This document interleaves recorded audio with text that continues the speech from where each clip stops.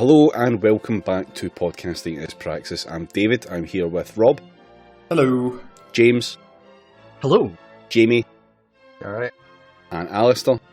Hello once again. Yes, we are here to not fuck up an episode so that you, the listener, can actually hear it. Yeah, we've had some time off, some planned, some unplanned. Everyone had fun? Yeah, it was great. Oh, constantly. Yeah, no one's seen any movies or anything like that. No movies seen. I have seen North Wales, though, which was really nice, and Manchester, which was also really nice. So, big up to both those places. Yeah, Rob, you spent your holiday, visiting this fucking cursed place by choice, didn't you? Yeah, I spent it walking the northern half of the Offers Dyke long distance path, which was fucking great. I did it with my dad. I imagine it's got a completely different vibe when you've got safe in the knowledge that in a week or two you're going to actually leave. Well, I mean, I'm not going to say that Manchester Airport didn't try to keep me forever because it is a fucking shit show of an airport and fuck that place. But I was going to say, like, if you come to Britain today, I wouldn't feel entirely safe about like the fact that you're going to be allowed to leave again. Yeah, pretty much. You might have just run out of airports or something by the time your holiday's over. Well, we will be discussing many of the things we're running out of on this podcast as well. Rob, where did you say that you went? North Wales, and then flew out through Manchester. Yeah, what was the walk that you did? Offers Dyke. It's like a long-distance path, pretty much on the border of England and Wales. Is it not a bit of a busman's holiday for a Dutchman to visit a dyke? No, because this, like, your country has actual hills, whereas ours just, like, the dyke is the hill. It's a different vibe in the altogether. Oh, okay. Plus the beer's much better. Sorry, what? The British beer is much better than Dutch beer? Oh, Christ, yeah. Dutch beer is mainly terrible. Jesus. I love to leave, like, continental Europe to go to a pub in England or Wales and get a fucking Heineken. Look, I just like drinking, flat ales and pretending to be British for some reason that I don't really understand. It's the same reason why I'm on this podcast. It's also for reasons I don't understand. Are you fucking English LARPer or some shit? What's happening here? Yeah, I mean, like, I've just realised in a second that Rob is by far and away the most cursed and perverted of all of us. Yeah, because I do it voluntarily. Did you not like figure that out from the fact that he's Dutch? Well, no right-minded person eats off plates that small. Yeah, and to be fair, what Rob gets up to in his bedroom with his like full leather get-up is entirely his own business, as I presume is the business of all Dutch people. But like, yeah, it's less leather, more boot polish. If I'm fairly honest. What would you expect from a nation whose one of their chief cultural exports is Perno de Perno? That's very true. So, Rob, while we were here, did you gander at any news that you like to fancy of that we could talk about? I did. First thing I wanted to talk about, because we spent our last premium episode with, well, there's a problem talking about boats. I found one more boat that I wanted to briefly talk about with you. Sake. Because where are you in boats, Admiral Rob? Well, this isn't so much as a boat as a super yacht that will fix the world's problems, including climate change.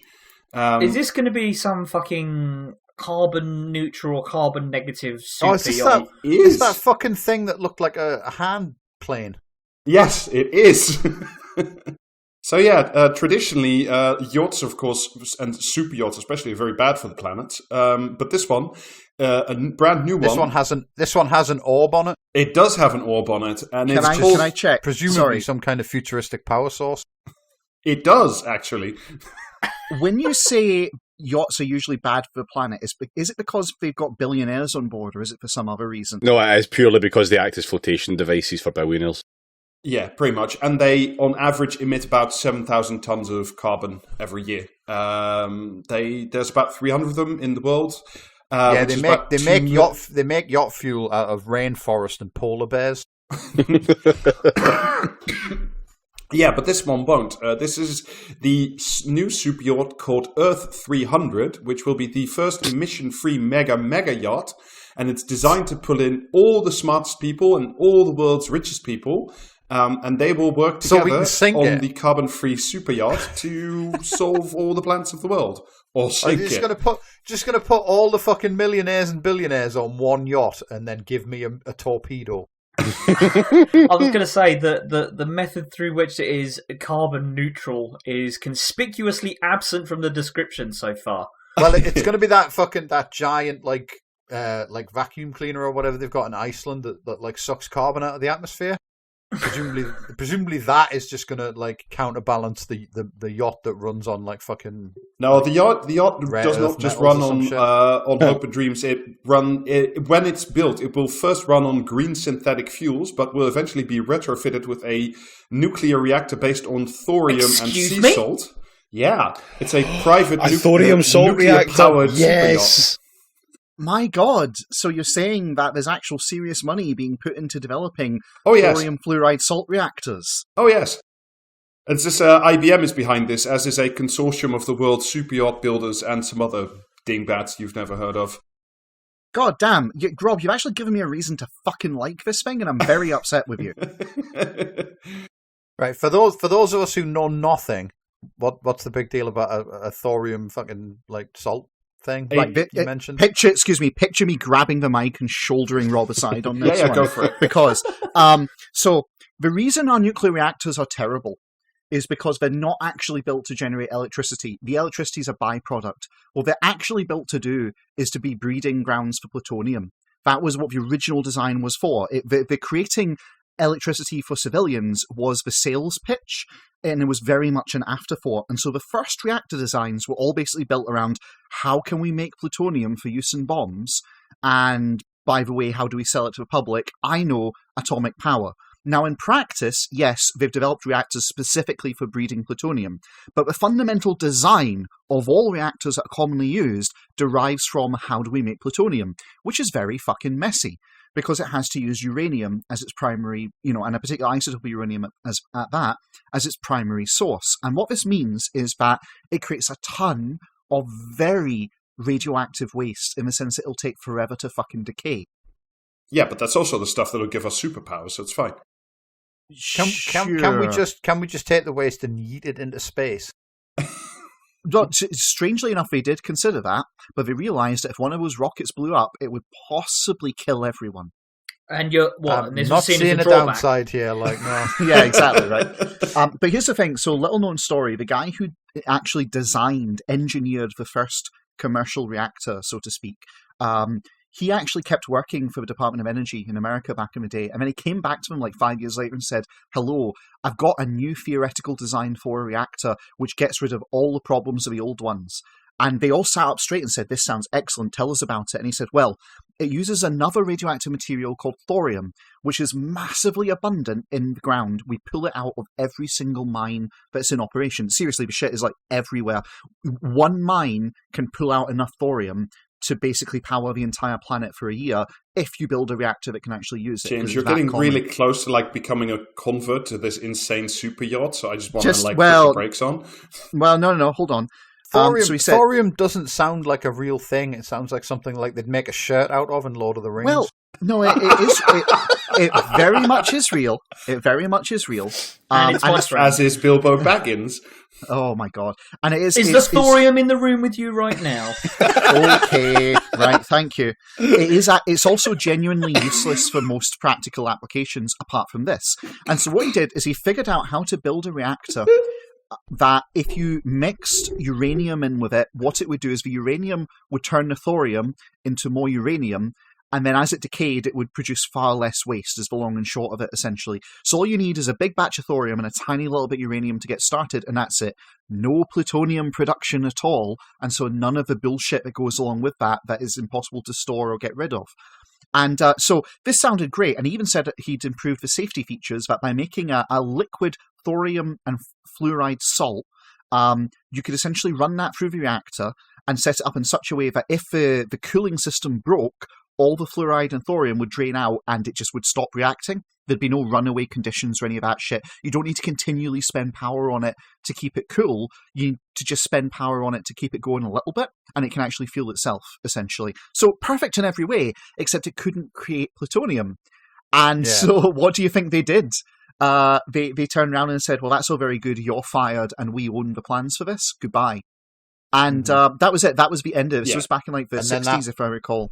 That lad had to take all his thorium to Middle Earth and make cravats or something, did he? I mean, what he did after he left a picture, I can't possibly say. Point is, it never got past the theoretical, like, the theory Well, they is still sound. haven't built one. This the salient point. I mean, apart from the science, which I have no business commenting on, the salient point is we've never built one of these things. The thing is, the science is actually sound. Like, in theory, it works, but taking a theory and engineering it into something you can actually build is a much more complicated... Let alone putting it on a fucking experimental fucking super yacht. What Well, I could mean, this possibly is go not just wrong? any super yacht. This thing's going to be 300 meters long, which is about Jesus. twice as long as the longest one currently in existence. It'll be 13 stories tall and have 24 labs and an open source platform, so everybody in the world can share on the Labs? voyage. Labs. Why are they Because we're building going to the put all fucking? the scientists on there. Why are they building the fucking ships from the 2012 movie? Fucking, Maybe it's the ship from the fucking, like, the Skeletons from the Future, or whatever that film was called. No. That ship does not ever get talked about on this fucking podcast again. No. Alistair, in answer to your question, the lead idea haver and CEO of the Earth 300 that was Corporation his actual Idea title. is a guy called Aaron Oliveira, who's an entrepreneur based in Singapore, which is how you know it's good. On the question of why do we need one, he said, because global warming is a global problem that requires a global solution. So we'll build one yacht. Well, no, Cool. we're building 2 yachts. There's Two another yachts? one. No, One there's for another each one. hemisphere. There's another one being built in Norway at the moment by a Norwegian fishing and oil drilling magnate, and he's also building. Good. He's I also wonder building what a that's super gonna yacht be used to for. figure out climate change. Oh well, we might have immersed the entirety of like coastline areas of the Western world and like most of the fucking global South, but at least we can still get the fucking oil and all the fish we want. It's like, Great. in 50 years' time, like, you know what I mean? Like, all these, like, low-lying areas will be underwater, and then they can just sail their yacht across them. Yeah, and then figure out where we went wrong. It'll be very helpful. And they'll have all the scientists conveniently in one place to figure it all out. I see where he's fucking going now. Yeah, it's like a floating gulch, essentially. I imagine the next step is they're gonna build the fucking boats out of Supreme Commander that have the fucking spider legs and just crawl onto land as well. Is one of these boats going to be called Hindsight whenever I told you so? Because that's the strong vibe coming off of these. Also, right, hang on. So, okay, the cool bit, let's be clear, these boats still suck, and here's why. The cool bit is a reactor they totally promise they're going to design, build, and retrofit into it, but in the meantime, they're going to burn it These on reactors, boats whether or not they work or not, is kind of immaterial because nobody's ever built one, and nobody's it's still in highly experimental phases of does it actually work? If I wanted to take a shit ton of venture capitalist money, I would promise something that I couldn't deliver. Because that's a surefire way to be given venture capitalist money. I mean, if we learn anything, it's that you can. If it doesn't matter who has all of the money, you can promise them anything you want. You can build a certain fighting vehicle. You can build these stupid super yachts. Just do what you like. People just throw money at you because you've got the right fucking idiots to say, yeah, we can do this. Electric lorries, no problem. Please pay no attention to the plugged-in sockets. Or the gentle slope it's rolling down, eh? Why does your yacht only seem to work when it's being launched out of the dry dock? Can you explain that one to me?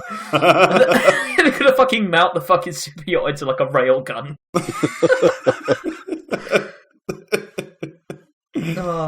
I mean, at least that'll get rid of all the fucking rich people. Anyway.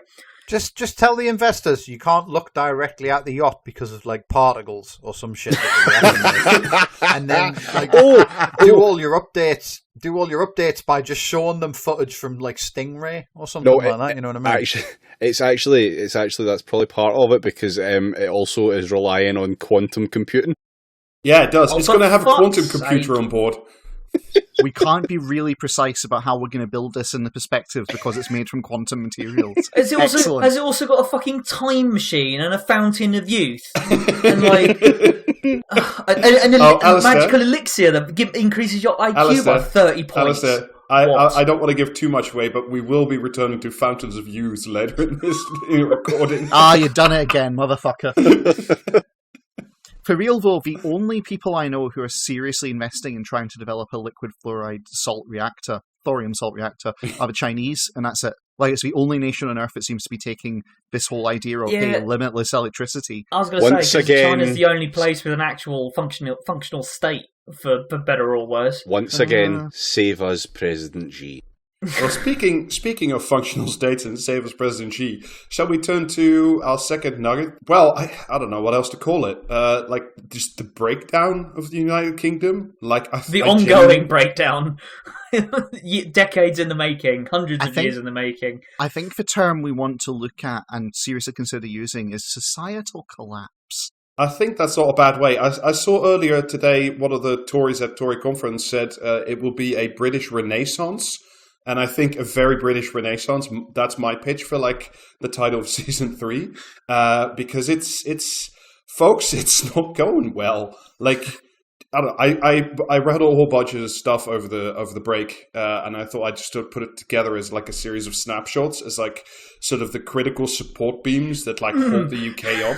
All these pictures I've taken, if I arrange them in a certain order, they seem to tell some kind of story. Yes. The NHS winter crisis is essentially already here in the start of October, which is good news. I like how as we careen into ongoing societal and ecological breakdown, the summers of like horrendous fires sweeping across various nations are happening earlier. At the same time, the NHS annual winter crisis just happens earlier and earlier every year. Yeah. Anyway, currently 50% of A&E services are being forced to turn away ambulances or essentially make them wait in the driveway, hold the patients, because the A&E wards are full, as are half the casualty wards where they're treating people in hospital in the corridor. And now that Corona is quote-unquote over, regular scheduled services being resumed, that means people are having more car accidents and heart attacks. But if you add in all the long-term cases and all the optional surgeries that were pushed out because of Corona, they're now coming back. It's very considerate of all those people to hold off on their heart attacks until after Corona. For some reason, apparently, the amount of heart attacks did go down significantly. I suppose that has something to do with not having to go into the fucking office. Yeah. Not that it really matters, because like the NHS staff are just leaving in fucking droves. Everybody's leaving. Everybody's sick with long COVID or other things. Stress is the obvious one. Yeah, but they'll just call in the army. It'll be fine. Actually, I just saw before we started recording that apparently Boots is going to offer a 24 hours GP-like service. So you can go there, probably for just a small fee. Oh, I love to go and get something that's like medical attention. That's what I'm really needing when I'm like injured. I can't believe it's not medicine. I also have heard there is a particularly vicious super cold going around, because the combination of everyone avoiding the cold for the past 2 years, give or take, coupled with the fact that the ones that have been out there continue to mutate, means there is a version of the cold going around that is like a mild flu at this point. And if you catch it, it's called Corona, isn't it? Don't encourage the COVID deniers, please don't. I'm hardly encouraging them. Yeah, I'll be honest, I don't think the COVID denials are going to be that fucking big on the idea of there's a virus going around. Alistair, have you been listening to your dad or some shit? You know what I mean? Like it's all just a fake scam. You fucking lay off my dad. He doesn't think coronavirus is fake. He just is preparing for something we don't know what yet. Alistair, I think your dad might have been best off, because some of the other shit that's been going around, apparently 3 months ago by now, a bunch of the supply chain industry chiefs were meeting with the government, and they were warning about impending shortages and critical supply chain issues, particularly around HGV drivers. This is from the FT. However, Junior Minister for Transport, Charlotte something or other, said the industry was... Charlotte Webb. I can't find her surname. It doesn't matter. That's the amount of dignity and respect that she deserves. Yeah. She said that the industry was a crying wolf and that the government... Sorry, I just read in the notes. However, Junior Minister, Charlotte Minister. Yeah. Incredible. Maybe her name actually is Minister, and she got appointed Minister because someone thought it'd be very nominative funny. Determinism to balance out James Cleverly. But yeah, she also said that the government didn't want to create a panic by, getting more HGVs drivers in on time. I love this fucking reasoning. Something might be going horribly wrong in this country, so we best not do anything in case people Best not panic. tell anybody, yeah. I mean, have you seen the British public, though? It is entirely fair to say that, like, you know what I mean? Oh, this might cause a panic. The answer is always yes when it's the British public. Yeah, You know I what mean, It's sure, like, sure, it's but like one petrol station ran out of petrol, and suddenly it's like fucking, do you know what I mean? Chivalry fucking, like, epics on the forecourt up and down the nation, do you know what I mean? Did you see that thing on the BBC where there were apparently like 20 guys driving, like tailgating an HGV with fuel, and they were just like driving after it the whole time, waiting to see where it would like. Oh, and it was full of cement or something. It could have been, yeah. I'm dubious of how fucking true a story like that is, to be honest. I believe it. I absolutely believe it. Yeah. Also, my favourite bit of that entire saga so far is a guy who recorded a video of himself where he's going, "My car runs on carrots because he's a horse," just like trolling the big queue of people as he rides by on his horse. Just like, That's very good. Reject modernity, embrace tradition, and feed it a sugar cube. It's all fun and games until your horse gets glassed. Someone slashed the hoofs of my horse. But yeah, Junior Minister Charlotte Minister did end up last week having to sign a letter begging up to 1 million former HGV drivers to get their jobs. Is this the Germans? Yes, this is the Germans. This is the fucking greatest like thing I've ever heard in my life. Like, it's like, we found a loophole where if you were given a German driving license before 1999, then you were legally allowed to drive HGVs. A small to medium-sized truck up to 7.5 tons in particular. Yes. We sent everyone in the country who has a German driving license issued before 1999 a letter begging them to drive a lorry for us. And it's like, why did you're the government? Surely you could just go like, you know what? Fuck it. You can drive. Anyone wants to drive an HGV, they're allowed to drive an HGV. It's not like it would be any more like alarmist or worse than anything else they've fucking done. Do you know what I mean? I do love the idea of like the German equivalent of Ethel. I don't know what that name would be. Is like, gets a letter from the government one day. Yeah, exactly, right? And she kind of looks at the letter and goes, "Well, I wasn't thinking of it, but I suppose." And like gets her best cardigan and goes out to drive an HGV. The Guardian did actually talk to, I'll quote this bit because it's fucking great, because they found a couple of Germans with settled status who got one of these letters. That sounds incredibly sinister when you put it like that. They found a couple of Germans. I'm going to be honest, it's a bit late in the game to be doing another Operation Paperclip at this point. One 40-year-old German man who, along with his wife, received a copy of the letter at their London home on Friday morning told The Independent, "We were quite surprised. I'm sure paying conditions for HGV drivers have improved, but ultimately I have decided to carry on in my role at an investment bank." That is the most Guardian shit ever. I love it. So yeah, that's like just one part that's going incredibly well. And speaking of people that we're quite short on, farm workers and butchers are another category. Turkey processing is essentially down by 20 or 30% depending on who you believe. And that means that like if you want to have turkeys for Christmas, they need to be bred and like raised pretty soon or now, essentially. Oh no, Rob, are you trying to tell me that these turkeys aren't coming home to roost? Because that feels like the punchline to this story. Well, I think traditionally chickens, but they are also short. It's the same problem. Essentially, farm workers. I'm glad we sat down to analyse the specifics of that joke.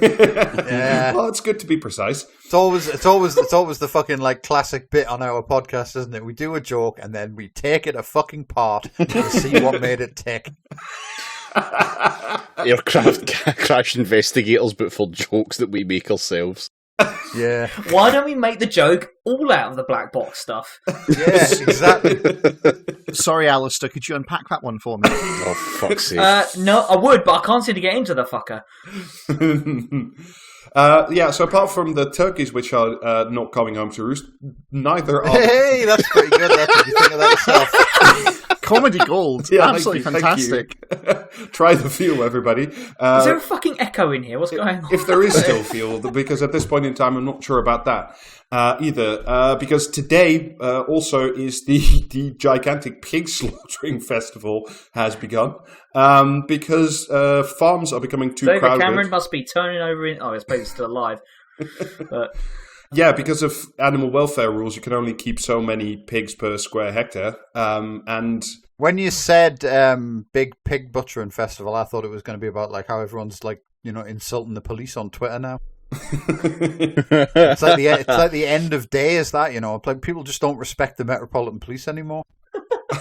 But yeah, I mean, just to we're talking about 120,000 entirely healthy animals that are just going to get slaughtered on site for no reason apart from that. So you're only allowed to have so many pigs per what, hectare? Did you say? Yeah, or acre or whatever, groat. You're free. You can use the imperial system again. I don't know what the fuck any of those things are, to be honest. Like, but does Patch that mean of land. if you were to build like a Minecraft style thing where you just stacked layers of pig farms on top of each other, that would be illegal? Yeah, that would be illegal. Yes. Fucking honestly, the amount of red tape holding this country back is just unbelievable.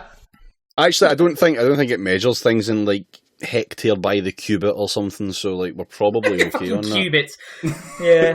We've also got these huge blocks of limestone that we need to move around. No fucking HGV drivers to move those around either. It does distinctly feel like this is, you know, the same kind of conversations were happening on Easter Island back in the day. Just saying.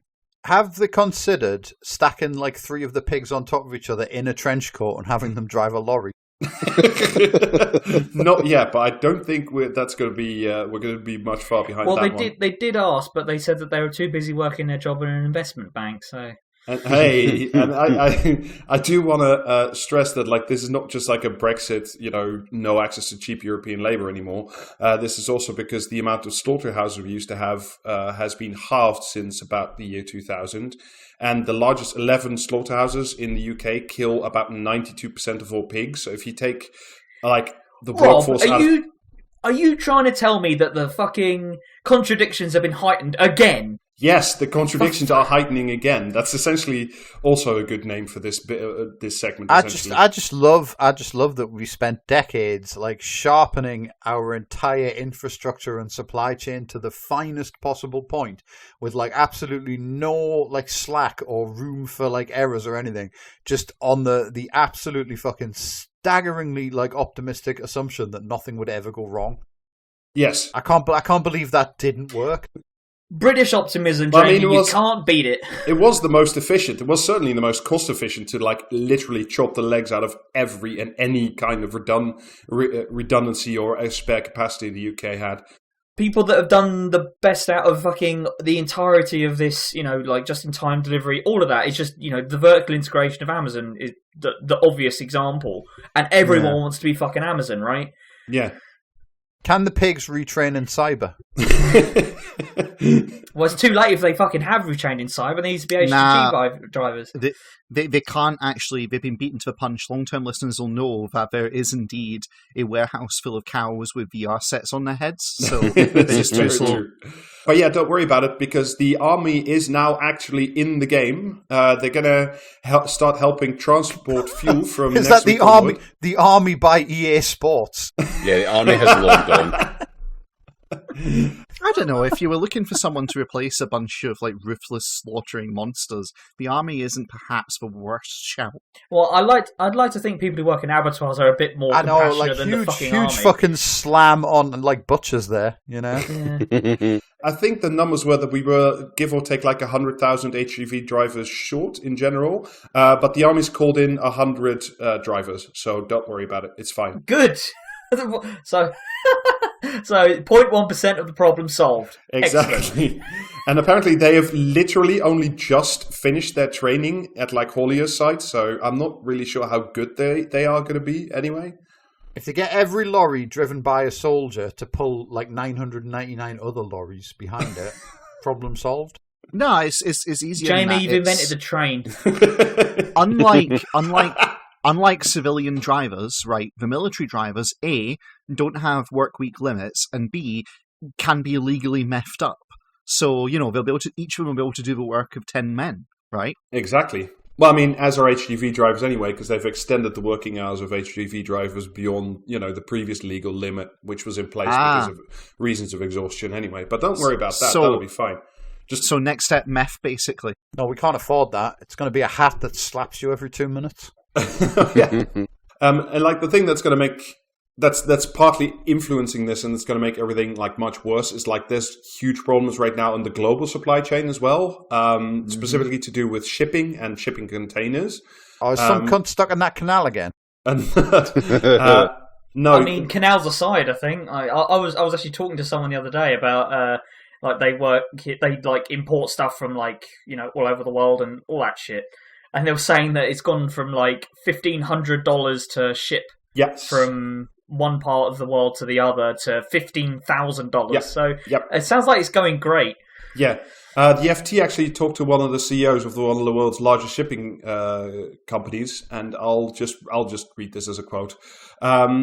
If we leave this to the market economy, everyone finding their individual best solutions will result in more and more turmoil and an out of control situation. If we leave it to the market economy. Gee, almost as a problem in the market economy. So are they saying that there should be some kind of plan? Yes, this is literally one of the CEOs of one of the largest shipping companies or transit companies saying states should step in. It makes perfect sense when you understand what the fuck this is, right? Like, just let me cut through the bullshit on this one for people, because I'm really annoyed about it. What we've essentially done is we've said we can do all of our manufacturing in China or an equivalent kind of Southeast Asian country, basically. We can do the whole thing. So it doesn't matter what you're producing, it's a better idea to do it there. Which means that, okay, you're getting the things that people normally need, like pots and pans and various other, like, live your life shit. And we're getting clothing and various other things too. But also, all the frivolous bullshit which you don't need to live. All the stuff where it's like, keychains to be used at this like event and then like tossed in a drawer and forgotten about. All of that shit as well. Which means that suddenly, literally everything wants to go through these supply lines, and so that's what's driving the price, more or less. That and some fuel economic stuff which isn't as important, frankly. And so what they're basically saying with this is, listen, we need to plan the economy so that the stuff that matters can actually get shipped. Having basically said that, and all the other stuff, well, there's no local capacity for it, so it's got to go through China as well. I guess that's just it. There's basically what capitalism has done is it has dismantled its own productive base in the pursuit of short-termist economic solutions. Yeah. And then as the contradictions have come home to roost, they basically said, maybe we need to move to a planned economy so we actually have an economy left at the end of this. It's just absolutely obscene. But don't worry, James. The British government, the Tory government, is on the case. I feel better. I'm sure already. you're about to wow me, yeah. The new line that's come out from Boris and Kwasi Kwarteng and the others is essentially this. She's turned the contradictions against us. Is essentially what we're experiencing now is the transition from a low-wage, low-skill migrant labor country to a high-wage, skilled question mark British labor economy, and this is just the stage between the two. You can't. I'm sorry, right? No, we're suffering material shortages, and people can't eat money. Sorry, they can't eat money, as the British government is going to find out in due course. But don't worry about it, because Kwasi Kwarteng thinks that this will only be a short period, because there's lots of investment coming into the country because of Brexit. Mm-hmm. Okay, great. Pressing X to doubt here. Sorry. And also, you, James, with your addiction to food and nutrition, according to another Tory... Food and nutrition? Fucking... Well, I'll be fair. This person. I'll be honest, I'm addicted to one of those things, my nutrition. Maybe not so much that one, Rob, if you knew my diet. Tory MP Chris Loder, speaking this week at the Tory Party conference at a fringe event, said, this is a literal quote, It is in our middle and long-term interest that the logistic chain of supermarkets break down. It will mean that the farmer will be able to sell their milk in the village shop like they did decades ago. Do you know what? Logistics, it's bad, actually. Hooting and hollering in the background at this one. Like, I did not know the Tories had an anarcho-primitivist wing, but sure, great, excellent. Disclaimer, anarcho-primitivists are fucking morons. Yes. Anyway. I mean, essentially what we're talking about is all the chickens coming home to roost, like, at the same or time. indeed none of them. It's just, the just-in-time supply chains, hyper-exploited labor, previously courtesy of the EU and now courtesy of nowhere. Because, of course, like, this is a Tory party. They're not going to raise wages for, like, they're not going to get conditions good enough that British people want to work in slaughterhouses and pick fucking pumpkins and all that stuff. Like, that's not going to happen. No. You say this. They did implement a command economy to combat the fuel shortage. Yeah, that's true. They did lift competition law. Next up, the kulaks. You're out. Except, right, okay, David, cut it a second. That's an insult to the anthem, because they didn't actually institute a command economy. That's not quite what they did. No. Right? What they did is they said, oh, wow, if we leave this up, like, we have we have pro-competition laws, anti-collusion laws, and if we leave these in place, then they're not going to be able to coordinate to meet what's required. And the net result will be that it'll disrupt prices. What we'll instead do is we'll allow them to coordinate with each other. We'll allow them to literally collude in a cartel, with each other.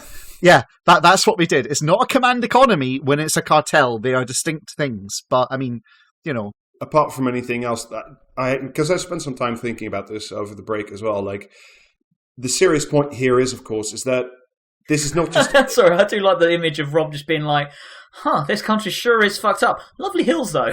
It is lovely hills, and it is a fucked up country. These things are both true.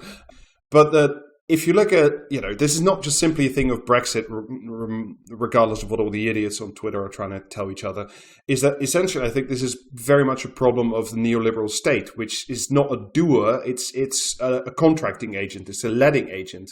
In a system where the state doesn't do anything, it just sees itself as connecting different parts of the private market.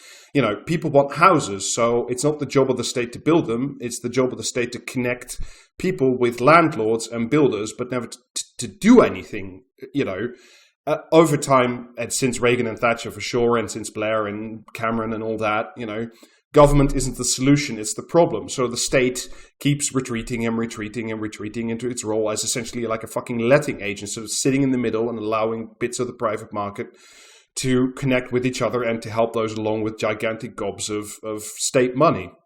And this is of course the ideological nature of neoliberalism, i.e. the state shouldn't exist, it should be in the way, and also because it's incredibly profitable to a lot of people on the inside of this, both on the public and the private side, to sell off the family silver, which is what we've done like everywhere. But it's I think genuinely, if you look at the UK now, I think this has gone way too far and into a place where essential government work is like gone, and the supply chain is so thinly managed that it can no longer be brought back by those in power because they don't think that it is their role. That's what you saw in the Labour conference as well. They don't see it as their role anymore to be anything else but like a slightly more efficient letting agent with a rosette on.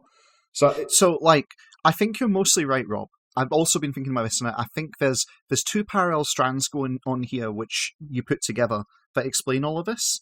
And part of it is you're bang on, right? It's that governments don't see themselves as governing, right? They don't understand that. Essentially, you've got that contradiction that you need a government to create a market, because a market does not enforce itself. Otherwise, it devolves straight into, might makes right sort of bullshit. And so you need a government to actually create and enforce and patrol a market. But as soon as that government then becomes captured by market forces, which the government refused to intervene in, then those very same market forces will begin to dismantle the very market that they require to live. And that's like a major contradiction that's coming home to roost. But the other side is, you said it just there, the government, they've cut away the things that they needed. Essentially, the British state ceded the actual operational effective part of governance, what little remained of it, to Europe. And to the private sector. And fired all the people who used to do it. And then, since withdrawing from Europe, they can't replace it. All the anti-competition stuff, all the stuff that actually made markets work, is in Europe. Like that, they did that for Britain. But Britain has basically went, we want none of that.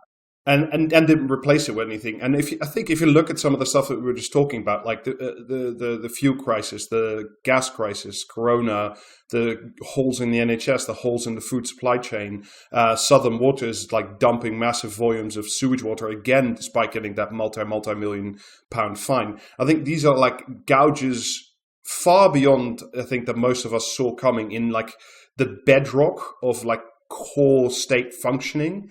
And I think other examples of this, we talked about different aspects of it before, right? The Ajax, we can't produce a single fucking tank anymore. The carriers are stupid. Like, all this stuff is the result of a totally dysfunctional by design government that only sees itself as like a poor overseer of private contract. And I think these crises have started stacking, and they will continue to stack, because not only is there no real watchman, even if there was one, even if, let's say Labour came in and they sort of thought we're doing a thing, they wouldn't consider it to be their job. They would just say, they would just double down on more markets, but just a little bit nicer. And like they are fundamentally incapable of doing what needs to be done, which is to come in and clear out rents. And I don't just something. mean like rent. Yeah. I don't just mean clear out rents. rents. Right. Okay. Right. Sorry, I thought you were going somewhere else with that. Ha ha ha. No, but I don't just mean in terms of like housing market rents. Well, yes, that's a huge and fundamental part of this. Is our society is now riddled with people who collect a paycheck because structurally they're the person who gets to collect a paycheck. Yeah, and like the Ajax is a perfect example of this. We have an entire industry that doesn't actually produce, but has set itself up in a cushy position where it gets to collect a check from the government because it's the person that does that. Yeah, and when the shit hits the fan, and it turns out that these people who just collect the check can't do anything. That's where you get this now, like the stuff with the HGV drivers, right, or all the shit during Rona. Essentially, what this is, and I don't think I'm kidding about this. I think genuinely, this is the state scrambling around for like a plumber at 2 a.m. And the water mains are broken, but all the nobody's picking up, and everybody says, "Oh, it'll be 2 months from now." Like, the state is now you looking to find a plumber at 2 a.m. But there isn't one, because this isn't like, it's not a toilet to fix. These are state functions that have been left to go to like rack and ruin for Christ knows how long now. And I'm not joking when I say I don't know, certainly in the case of the UK, where this ends. Because there's a government that also is ideologically opposed to doing something about this. I'm not kidding. I really wasn't joking earlier when I said societal collapse. This is societal collapse, and it's in progress. And I don't think it gets better from here without titanic political efforts on behalf of like both like excellent and scary people, depending on which direction you want to put it in. Essentially, it's really going to be socialism versus barbarism, and it's going to happen at a breakneck speed. I don't know. Like, this is the point where I say I genuinely don't know, because the other part, and that is the irritating thing about capitalism, that it is incredibly resilient and adaptive, and it does find its way around shit. It persists. So maybe it does persist, and I don't know. Maybe there'll be some way where, the engine gets switched on and enough of the treats come flowing back into the country that it sort of marginally works, but at a slightly lower pitch, and people accept it. Like, I don't think this is like a straight road from here to like Children of Men or something, Like, I don't think it's that. That's... Well, here's the thing. That the scenario describes, capitalism manages to switch stuff back on. I think that's to do that. I think you're looking at fascism. Basically. Oh yeah, that's an option for sure. Like, I don't know. Only Britain is this normal. Yeah, essentially. It's pretty grim, and it's not looking great. No. Well, shall we cheer us up? I have an article read for you, because there's a class of people out there, a new man, a homo novus, if you will, that is all... Oh, is this about the Sigma male? In a way, indeed, yes, we are. Because there was an article, it was indeed on the front cover of the New Statesman last week. I don't know if you saw it. Oh, no. I forgot this was the article. I keep up to date with the cover of the New Statesman. I actually know what this one is, and I'm filled. My premeditative dread was well founded. I am blissfully oblivious and skipping gaily towards the waiting bear trap. Let's go, Roll. I mean, I yeah, just crack on. I don't think it's going to be as bad as you make out like. All right. The piece is called "The Spirit of the Age: Why the Tech Billionaires Want to Leave Humanity Behind." The flesh is weak. They must flee their mortal shell. Did we not cover this already? No, not in I this seem to remember way. you read something out where some guy was wanking off Elon Musk. Oh no, that was just that specific horrifying defense of Elon Musk. This is a much more wide-ranging and hellish piece. This is written by a guy called Bruno Maschais. I apologize for the pronunciation. He was the Don't apologise to this fucker. Well, I just don't apologise for those who speak Portuguese. I do mind when I butcher other people's languages, so it's merely for that. Apart from English, don't get me wrong. But Portuguese deserves respect, but the person who wrote this article doesn't. He was the. So anyway, this article's by like Terry Piss Christ or something. Carry on. The subheading is Jeff Bezos and his contemporaries are using their fortunes to achieve godlike ambitions for the future. That's a reassuring headline. I'm loving. Sorry, let me just pause a second. I am loving the juxtaposition of everything we've just spoken about with this. Yes. Perfect. Keep going, Rob. Essentially, he begins with some guff. He cites some authors, essentially stating that we are at the dawn of a new age of technology where we might literally have the chance to live forever, but that only we might finally get jetpacks. Do you know what this is? This is the bit in the, like, you know how you got those big curves of markets before there's a massive market crash, and the very last thing before the crash comes in is new paradigm. That's where we're at. Yeah. That's exactly what this is. I do not know that. All right, let me start reading now. By combining the possibilities of money and technology, tech billionaires may claim to represent the highest human type today. Human type? What does that mean exactly? Some kind of overarching human, some kind of Ubermensch. Yes.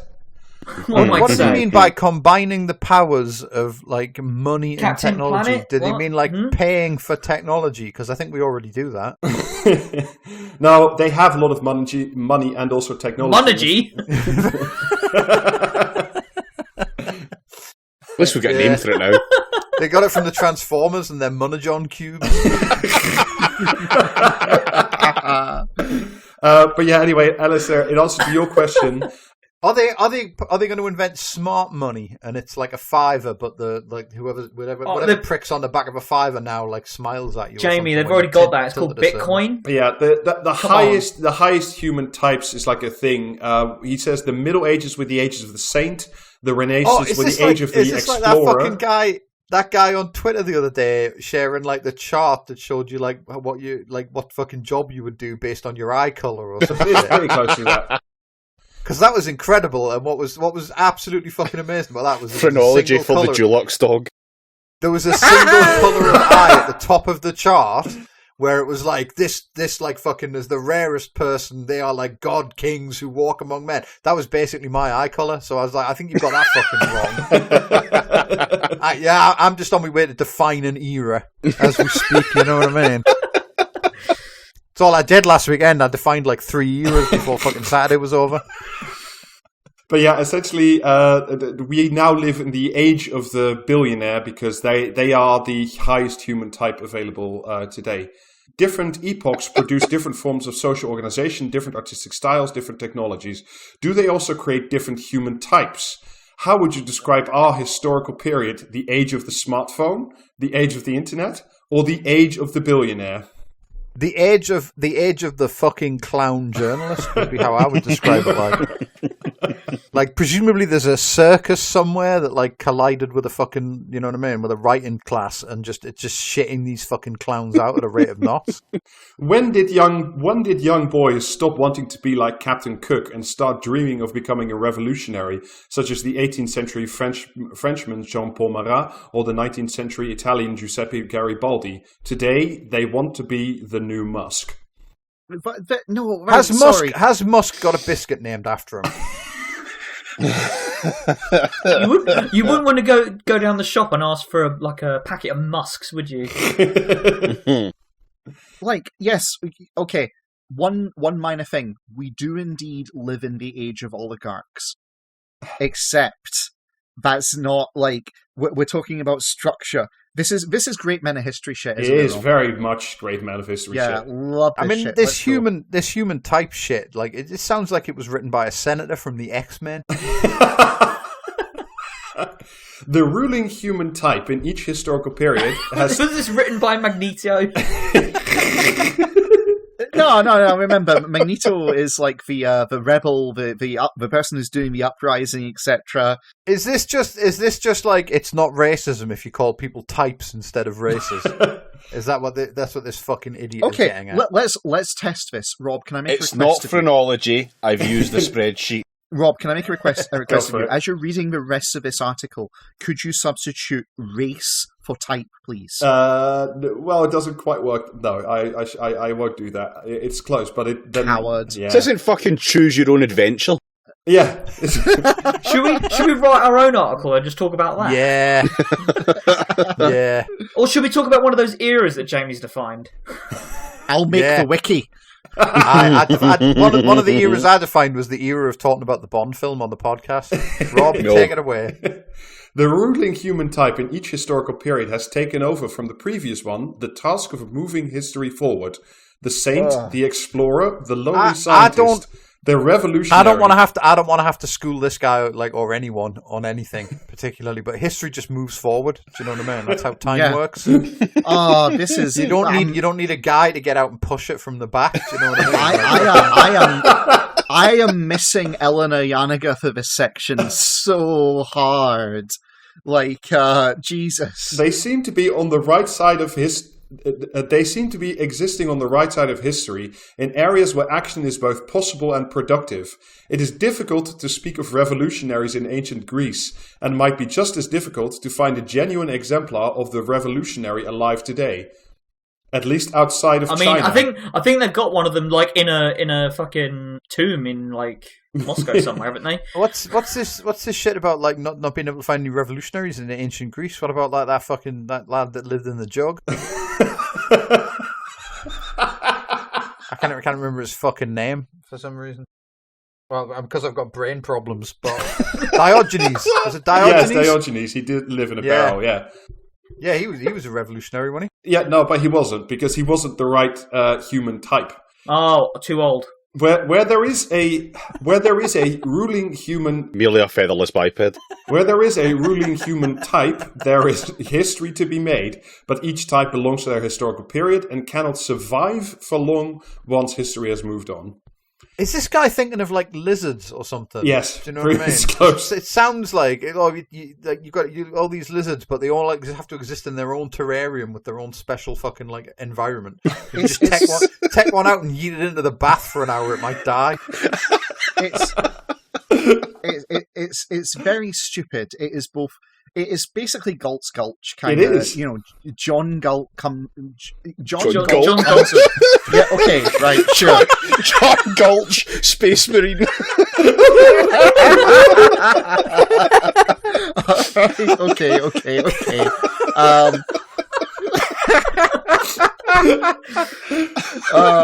Previously untrammeled. This is John Galt speaking. If we ask about the distinctive human type today, the main candidate is the tech billionaire. The billionaire is not the same as a tycoon. As a type, it expresses a radical individualism that would shock the old captains of industry. One wants the billionaire to have whims and personal drama. When Musk smoked marijuana as a guest on Joe Rogan's podcast in 2018, it was an act of liberation, but also an educational moment. What?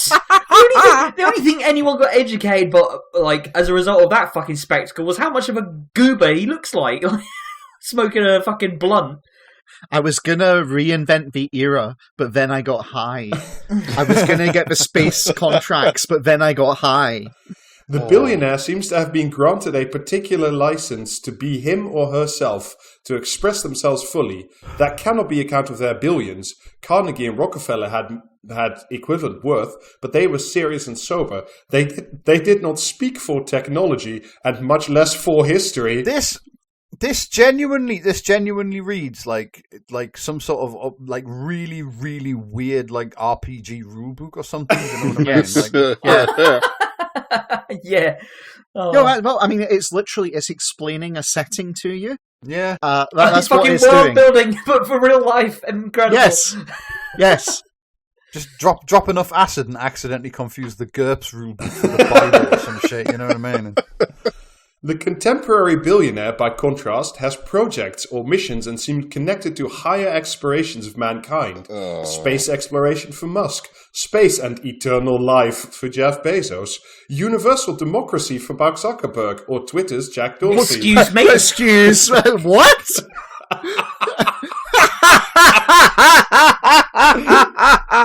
Oh my wow! So he is completely disconnected, not just from historical fact, but from contemporary fact. Yes. Excellent. Yes. Love it. And from his office as well. And from his wife in certain cases.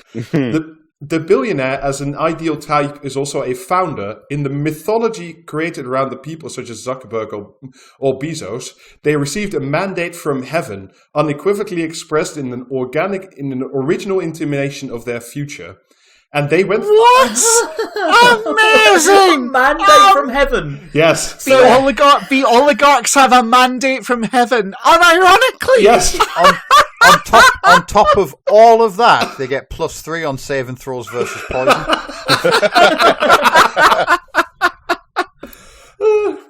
And they went through a series of trials meant to test that intimation, almost like chivalric knights of the old Arthurian novels. Or modern petrol courts. Sorry, so hang on, let me get this straight. Zuckerberg's quest for the metaverse is basically the modern quest for the Grail when you think about it. Oh no, What the fuck? Zuckerberg's Grail myth is coming up. In one popular account, Zuckerberg was tempted to sell Facebook to Yahoo in 2006 for the incredible sum of $1 billion. He was 22 at the time and stood to gain $300 million. As a former employee put it recently, how could he say no? But according to the myth, Zuckerberg knew something others did not. He had seen the future. By 2006, he knew exactly where Facebook would be 10 years later. Fucking augured a fucking... Because if like there's the one entrails of a person, goat, if did there's he? one person who would have seen his own future in like 2002 and decided, yeah, I want that. It's Mark. I look like I've just shot a ghost Zuckerberg. I've never seen anyone who looks less happy, like in a proportion, like sort of proportionally to the amount of fucking money and power they ostensibly have. And he just looks like someone's pissed directly into his breakfast every day of his life for the past 12 years. Whenever someone brings up like the mythos of Mark Zuckerberg, my mind immediately goes to that video of him eating a piece of toast very normally. Yeah, it's the thing about Mark Zuckerberg is, right, obviously he has image management which can't fucking work because he's a weirdo, but the thing about him is he's a fucking classical statue bust kind of reply guy weirdo on Twitter. That's who he actually is. He continually compares himself to the Roman Emperor Augustus. That's why he's got such a shitty haircut. It's Augustus's haircut. No, I am not making this up. This is actually on record, right? And so he's continually miserable because he's going, oh, well, what have I really achieved? My empire is ashes in my hands compared to the great golden glory, what is my legacy, and I must become, following in the path of Augustus. Like, that's actually how this psycho thinks. Yeah, okay, but that's like, it's what's wrong with the modern world is that, like, computers, do you know what I mean? Like, computers are just everywhere and do everything, and we should never have ever, like, gone beyond, like, DOS. Do you know what I mean? Computers are shit, and we shouldn't trust them to do fuck all. Oh no, Jamie's But worried about Cylons. Instead, we let computers take over every aspect of our life, and therefore, by necessity, like, just depended on nerds who know how to program computers. And speaking as a fucking nerd who knows how to program a computer, you should not trust any single person I've ever met with the same skill set as me to do fucking anything. They are, like, absolutely fucking, like, they are just, like, minor cosmic horrors to a man. You're right. You're right, Jamie. The material conditions and material mode of production we're engaged upon is indeed alienating ourselves from our labour, our sense of self, and our very life. But at the same time, I've already made my opinion on anarcho-primitivists clear this episode. So I don't know what any of that means. I'm just saying we shouldn't have trusted like the entire free world to a man who started a website just so that he could like perv on women. The billionaire seems best defined as a person with enough money to change the world. Does the billionaire perhaps seem best defined as a person who has $1 billion or more dollars? The only human being able to rise above the logic of capitalist circulation and become the heir to the revolutionary. capitalist circulation, amazing! Oh my god! I knew this piece would give you an aneurysm. Fantastic! Primitive accumulation? No. Capitalist circulation? Yes. Amazing! But because every human type is by definition an ideal, existing billionaires are permanently under the threat of failing to live up to their own status. What? What? Some embrace the failure, listening to Warren Buffett and some other fuckhead attack Bitcoin at a recent public session. I could not repress the thought. So many billions and so little interest in acting in history.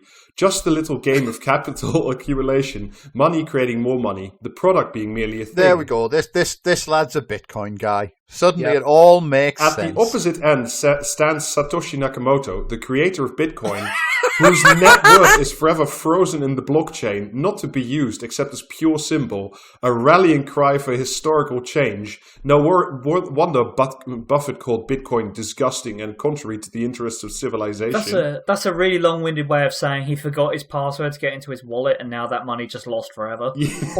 Or he's dead. Guy's dead. Like, he's dead. There's a pretty good indication that he was an Australian guy and he is dead. And so he never got to collect on his scam. For some reason that just sounded like you were saying that all Australians are now dead. Give it 10 years. In the Hindu scripture, the Bhagavad Gita... This fucker does not get to do this. He does not get to do it. No, Yes. he does not. Are there some golden tablets that someone's going to read from? No, but there are some very, very oddly simple yet intricate shapes about to appear. I'm certain of it. No.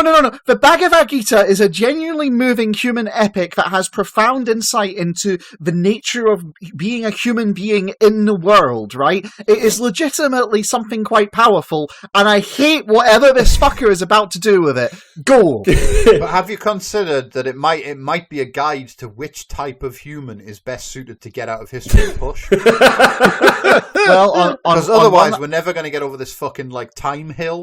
Well, to be fair, every work is a product of its time, and indeed, the Bhagavad Gita does have an awful lot about the caste system. So you're not entirely wrong, but at the same time, I can't believe you've just cancelled the guy. When am I ever entirely wrong? You know what I mean? I could literally tell you the sky was like green, and people would like someone on this podcast would go, "Well, actually." In the Bhagavad Gita, Krishna takes his pupil through a painful learning process with two main discoveries. First, that human action for the sake of individual goals such as pleasure or money is ultimately void of value.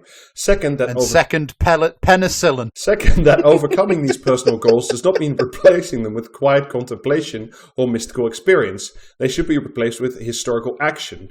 Effect by the individual to become the carrier of large historical process in his or her action. That's not what...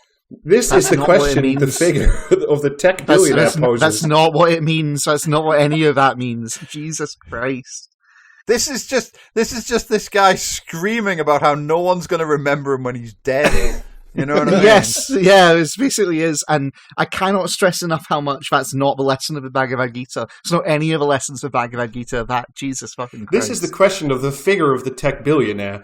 Does any other actor have the same ability to act in history, or is anyone else at greater risk of wasting that ability? Do you know what it is? I think in like... you know what I mean? In the incredibly outside chance that human society like survives and endures, that in like another 1,000 years or whatever, kids growing up are going to give more of a shit about Vikings than they do about tech billionaires. Yes. Yeah. You know what I mean? Like Vikings are just infinitely cooler, and they didn't invent self-combusting cars. You know. That's part of why they're infinitely cooler, to be fair. Do you know what I mean? To basically, what he just said there was, I mean, let's be real, in this day and age, does anyone else have a greater capacity to fuck around and find out than billionaires? Well, the state, like, you've just seen the fucking corona pandemic. You've just seen the Chinese state doing, shit every fucking day. The state is much bigger than any of these assholes if they choose to act on it. Yeah, but can the state, like, do history actions? Facebook. I don't know. You have to turn to page 435, paragraph 4. Facebook, Tesla, SpaceX, and Amazon want to change the world, creating new experiences that were once... No, why? Oh, this fucking obsession with the idea of changing the fucking world, which is just a total fucking fiction, which was satirized pretty well in... all the billionaires, all the Bitcoin guys, and all the fucking computer people just get in your rockets and fuck off. Do you know what I mean? And we'll just make do with whatever's left behind. We'll make the best of it. I'm sure we'll find a way to go on, as heartbroken as we'll be. It's a psychological mechanism because on some level they know the world is shit, but by making change, it can be made better. Never stopping destructive habits. It's never as simple as stop doing that. It's always got to be, we've got to do something else, and it's no. Well, it's like that thing I mentioned earlier with the big fucking giant dishwasher in Iceland that's going to clean the atmosphere or whatever the fuck it is. Yeah, I did the math on that. By the way, you need about 3 million of those facilities plus to be able to do any good. They built the thing, and it's it's the biggest carbon absorbing fucking thing we've ever built in the world, and it makes no fucking dent at all in the emissions, and also it's effectively carbon neutral because we we pull 1 ton a year out of the atmosphere and we sold that to some prick that burns trees for a living. Yeah. That's the thing. It's you can do all the carbon capture you want. If you don't stop carbon emissions, then it's not going to work. And also... No, you just patiently explain to nature that, yes, we've burnt, we start forest fires every year and we're all going to... But we can't all be going to die because, actually we used carbon credits to fucking destroy Greece or whatever. Facebook, Tesla, SpaceX, and Amazon want to change the world, creating new experiences that were once the preserve... No mention for Virgin Galactic there.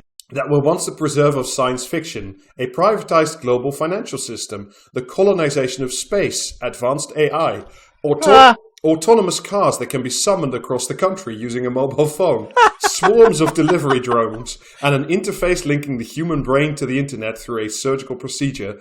I mean, the number of fucking citations needed in that goddamn paragraph. As Musk describes in his Neuralink project, we will painlessly laser drill the holes into the skull, place the threads, plug the hole with the sensor, and then you go home. Oh, man. Hey, who remembers that time that Elon Musk said the windows on that van couldn't be broken? Elon Musk's Neuralink project is my great hope for the future because it is going to be so fucking funny when he kills some fucking prick. We're just going to laser a small hole. Oh, fuck. That's come out of his chin. Is that meant to happen? No, right, you say this, right, but of all the people who are going to get that, they're the same ones that are on Twitter every day defending the cars that keep trying to kill them. So when those people are lobotomized, no one will fucking notice. Gonna be really funny when he, you know what I mean? He turns on the laser drill and the volunteer suddenly becomes Cyclops from the X-Men. You know what I mean? Gonna be fucking incredible. And it's just, he's gonna kill so many people before he even gets to the stage where he staples a fucking like ZX Spectrum processor into their fucking brain pan or whatever the fuck he's trying to do. So in creating that X-Man, is that him actually finally becoming the right human type? Yeah, because you can't say that won't affect history. You know what I mean?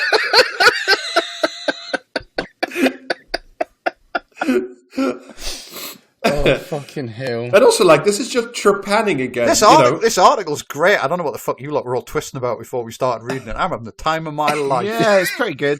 It's pretty good. It's horrible, but it's good. I mean, and also, the whole Neuralink thing, this is just trepanning. This is literally just drilling a hole in your skull to let the rays of the world in. It's trepanning, but they also, jam a fucking microchip in there so you can play Jet Set Willy in your head.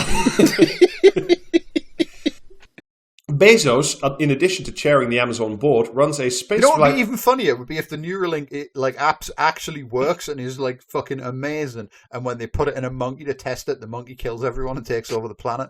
That would just be perfect. You know what I mean? I, for one, would welcome our new monkey overlords. Gonna call that monkey Mojo Jojo. I'm too old to get that reference. Well, I'm sure the listeners will enjoy it. Among the ideas Blue Origin has considered... Get off my lawn. For fuck's sake.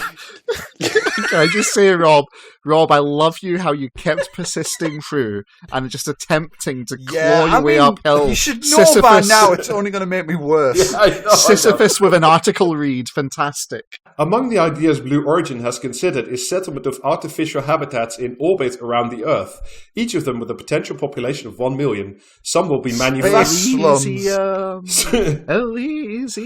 will be manufacturing world, others natural parks, while others will be uninhabited and contain polluting industry. Since space... Why can't these fucking cunts just play Stellaris like the rest of us? I know I always feel like I'm bringing up Stellaris because literally everything they bring up is every fucking sci-fi cliche that you could possibly fucking think of, and it's always like just nothing. See what it is though? You have to imagine Stellaris probably isn't as fun if instead of playing it directly yourself, you've got like a team of fucking people that you tell what you want to happen, like on Time Commanders or some shit. Do you know what I mean? And they play it for you.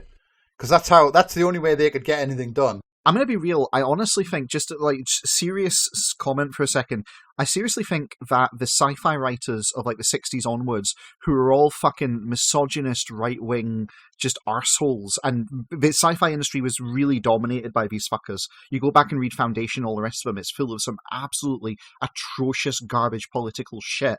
I honestly think they've done more damage to the future of the human race than many other storytellers in any other epoch, right? Because it's even fucking the best stuff that's come out of sci-fi as a result. I don't know, like the Game of Thrones guys were pretty bad. Yeah, but here's the thing, the Game of Thrones guys aren't offering a vision of a future that credulous nerds growing up have entirely accepted, along with its subconscious political input, and are now using that to define what the future of the world should be. That's what this shit is. Even Bezos, according to story, he was really taken by Ian M. Banks' writing, and Ian M. Banks basically wrote liberal dystopias under the veneer of like utopia, and is left that kind of impact on our collective psyches. Jeff Bezos looking at the Space Marine in that meme. Do you know what I mean? Like wow, cool robot. That's kind of it, though. That's it. Is all of these guys and their followers have all read all that shitty, terrible, regressive, awful, oafish sci-fi, and they've went, "Wow, cool robots!" And in saying "cool robots," they've taken on board all of regressive politics and said, "Yeah, that's how the world should be. Let's make it so." But yeah, I mean, the thing is, though, can you imagine if the 60s they'd written like a bunch of fucking sci-fi novels about Elon Musk? Do you know what I mean? Like, no one would have read that shit. No one's sitting around looking at those novels and going, "Wow, cool flaming car." No, but here's the thing.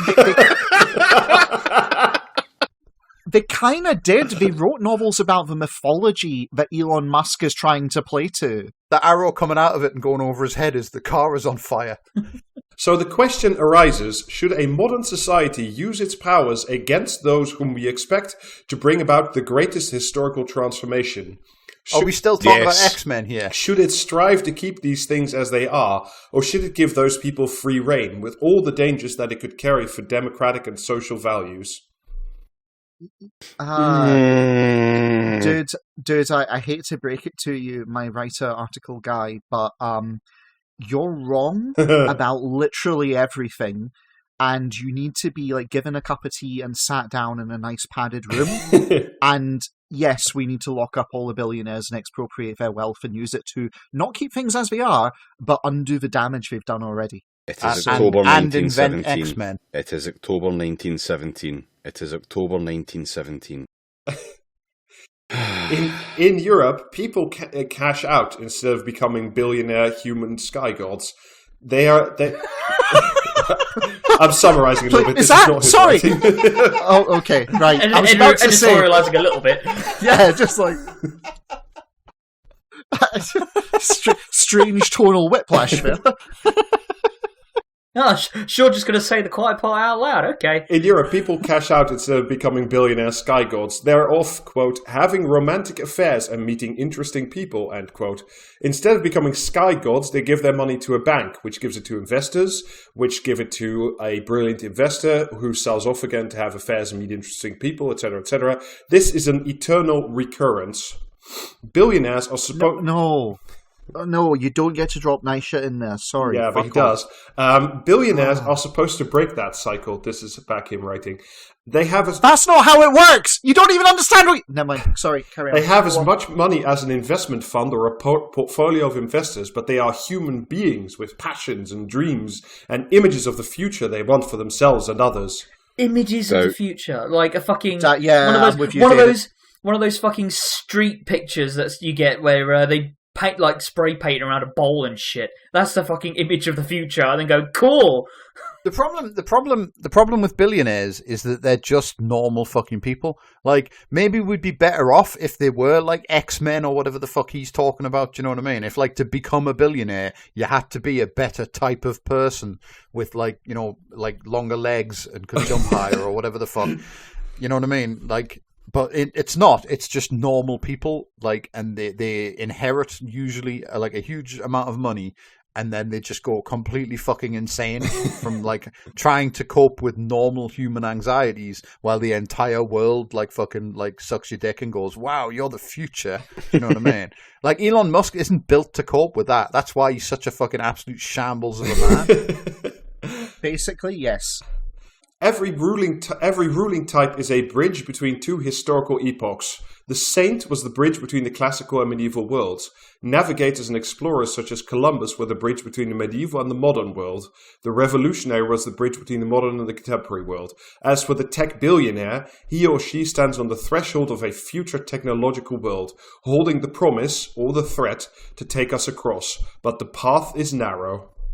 I'm sorry, did that guy, did I like fucking disassociate there, or did that guy just cite Christopher Columbus as like a force for good? Yeah. Yeah.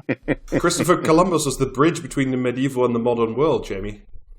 Well, fucking burn it down. Yes. Is it too late to dream of a modern society that has all kinds of wondrous technology at its disposal and never ceases to invent new ones, that also remains committed to the question of what human life is for and how human beings should live without... Yeah, definitely don't ever ask what these fucking wondrous technologies are actually used for. Also what they are. It's just... Jetpacks. These fucking, you know what? There is one insight I've gleaned from this article, which is the realization that billionaires basically are tolerated and trade entirely on their ability to play to hauntology. That's what this fucking is. Yes. You know?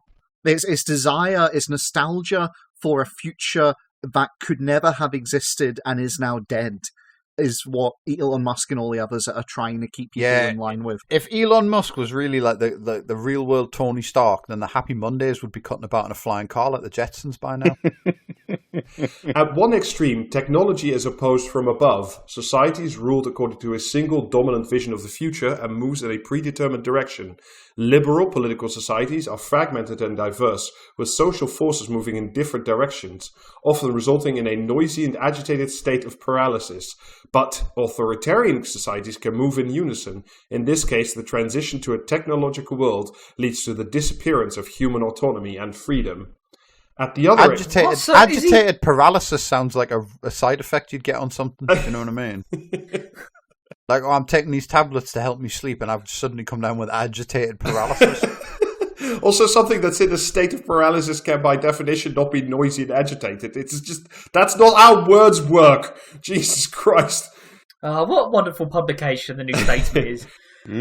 Worth every fucking penny. At the other extreme, technology becomes... Wait, you've got to pay for this shit? Yes. I mean, unless you do like the 5 free articles or whatever the fuck. But yeah, typically.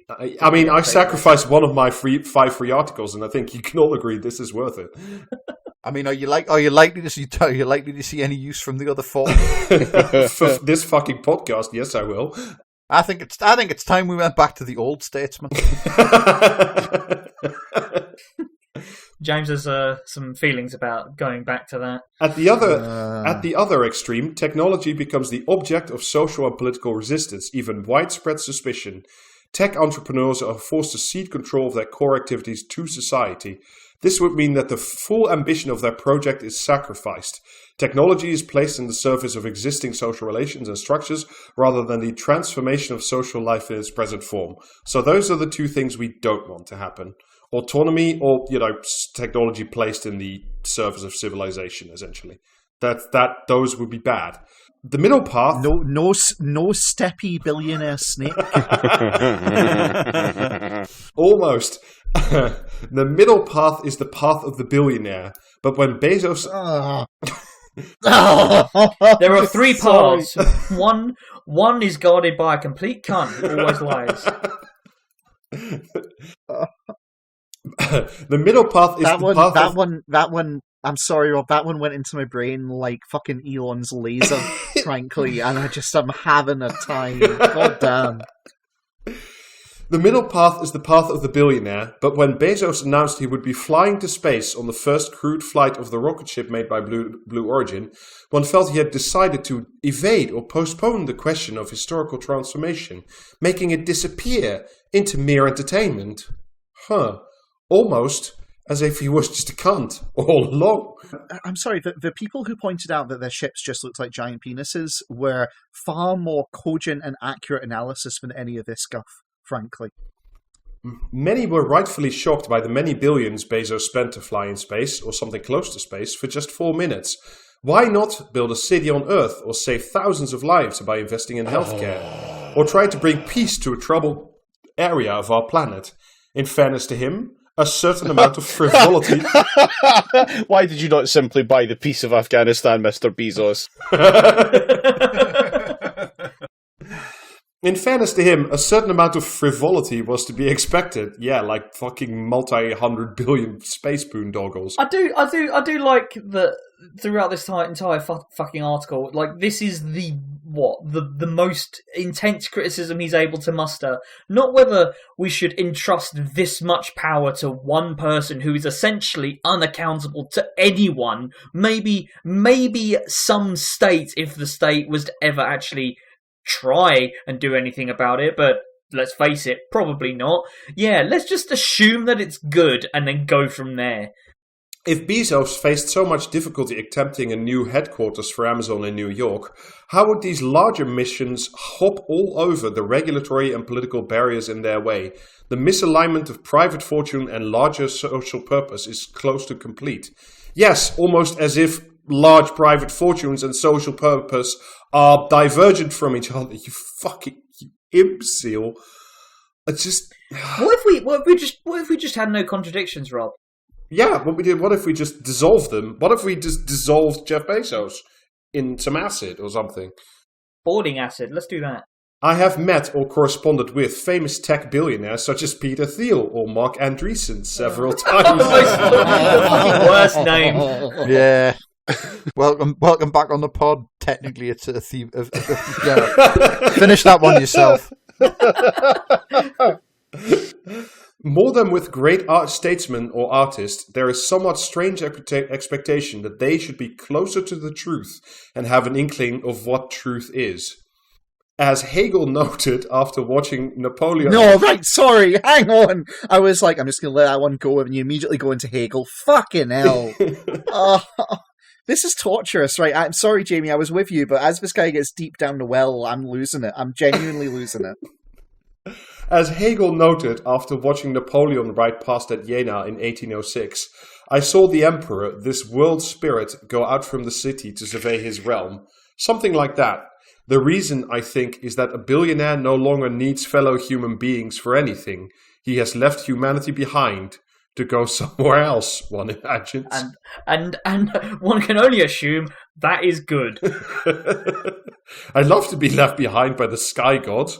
That's great. Well, I wonder when we're going to get to the point where we're going to have to throw 5,000 people a day upon some kind of like rare metal throne.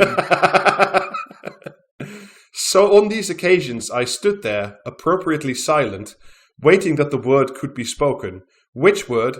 I have no idea. I am not a billionaire.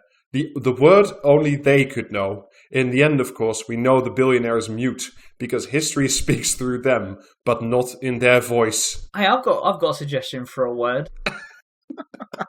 The word is guillotine, and Oh, right, the other word. Right, sure, fine, okay. No, we're not specifically talking about Elon Musk here. I was talking about Peter Thiel personally, but All right, Peter okay. Thiel. Stop saying his like- name. What, you wanted to stop saying Peter Thiel? Oh, Peter Thiel. Oh, But I will say, like, this is very strong. Oh, please, dom me, daddy. Yes. Kind of energy from this piece. Holy shit! Well, I mean, fortunately, it's a very wordy type of simping compared to the previous Elon I Musk cut a simping whole that we bunch read. of paragraphs, by the way, for this So reading series. you've got Oh my god! So you've got a Bratty sub, you've got a service sub, and you've got a novelist sub. In the specific case of this sub, I'll read you this. The article's at its end, by the way. But Bruno Massas was the Portuguese Europe minister from 2013 to 15, and is the author of Geopolitics for the End Time. We're all dead. We're doomed. We're damned. There is no redemption. There is no escape.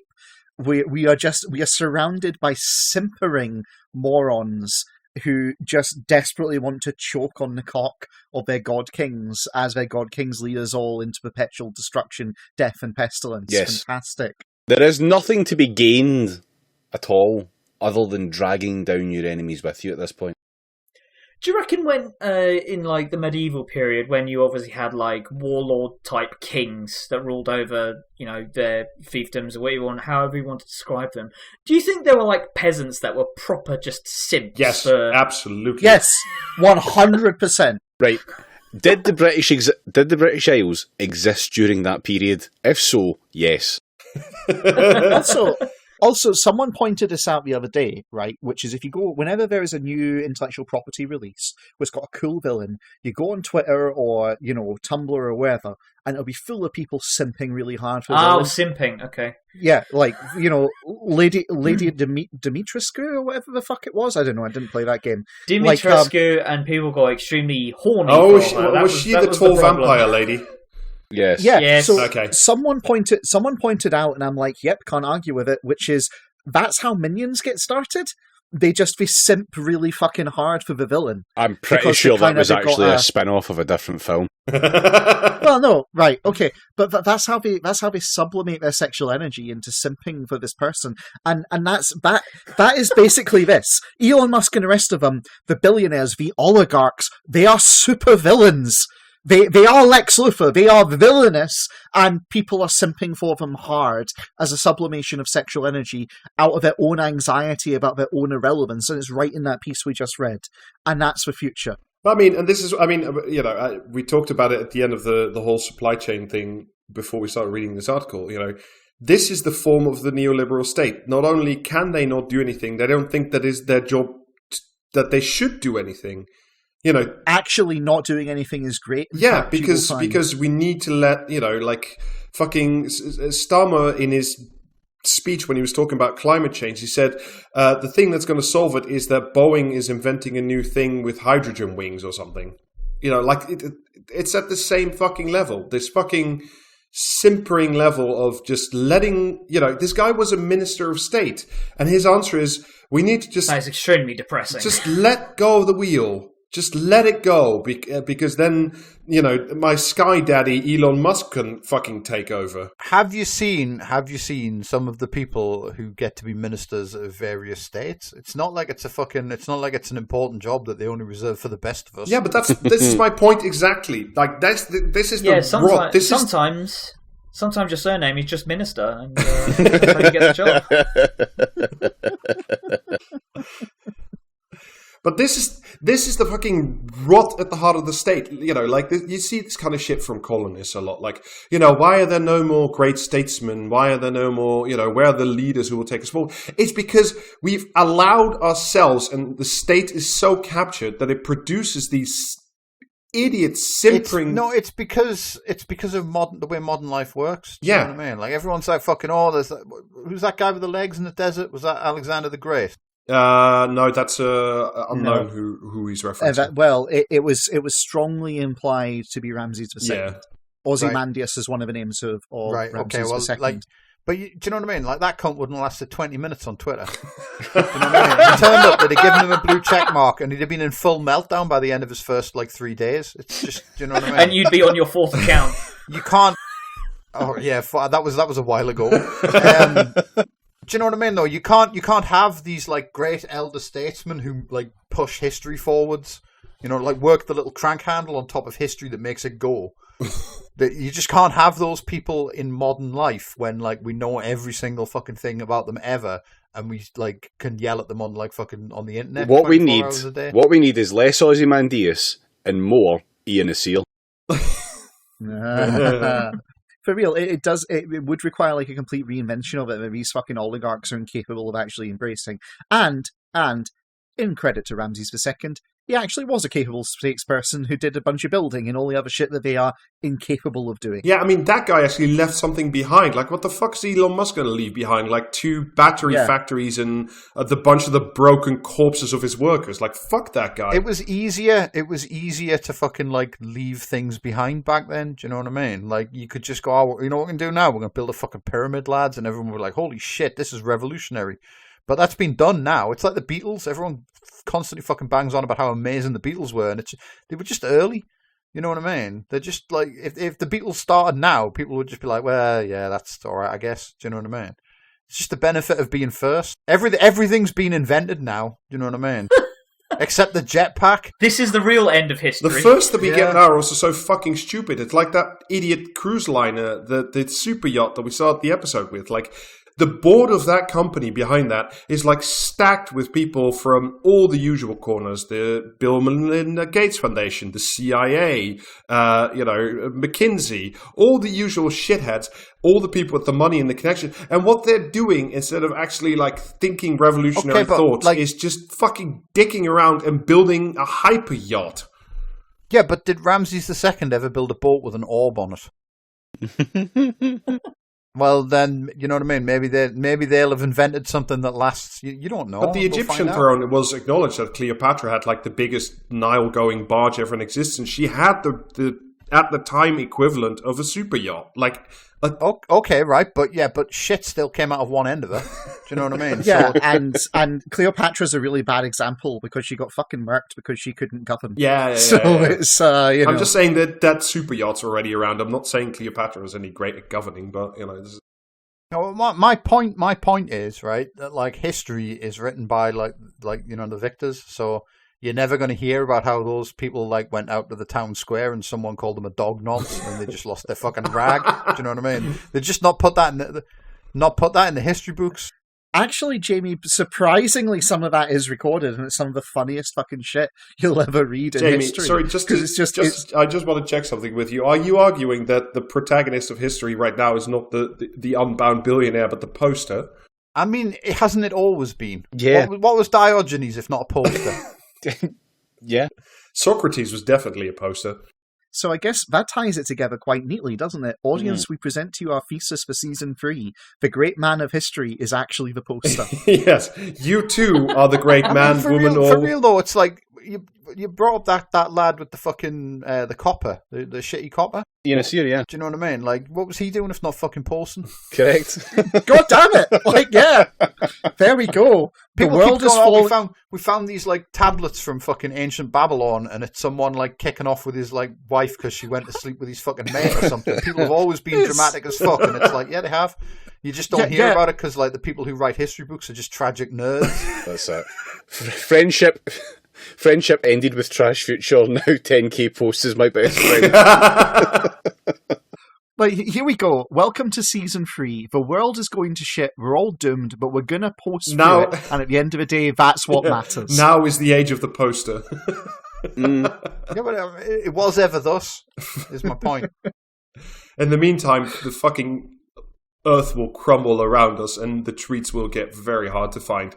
But hey, again, it was always thus. Yes. Yeah. Oh, well, I think that's probably as good a place as any to end it. Will we be streaming? If this comes out on Thursday, we'll be streaming tonight. Excellent, there you go. Yes. So tune in, twitch.tv/praxiscast at 7:30-ish check the Twitter. Check the Twitter. Also, you can subscribe to us on Patreon, patreon.com/praxiscast, and there are t-shirts available at the Teespring store, teespring.com/stores/praxiscast. And yeah, we will see you all next week for more miserable articles. We've got another banger planned for next week. It will be. It's not a fucking article. No. It's something close to James's heart that he requested during the break. Ah, yes, I'm ready. Let's go. They requested. Sorry. An energetic episode it will be. Anyway. Yes. Catch you later, folks. Bye-bye. Catch you later. Bye. Welcome to season 3. Bye.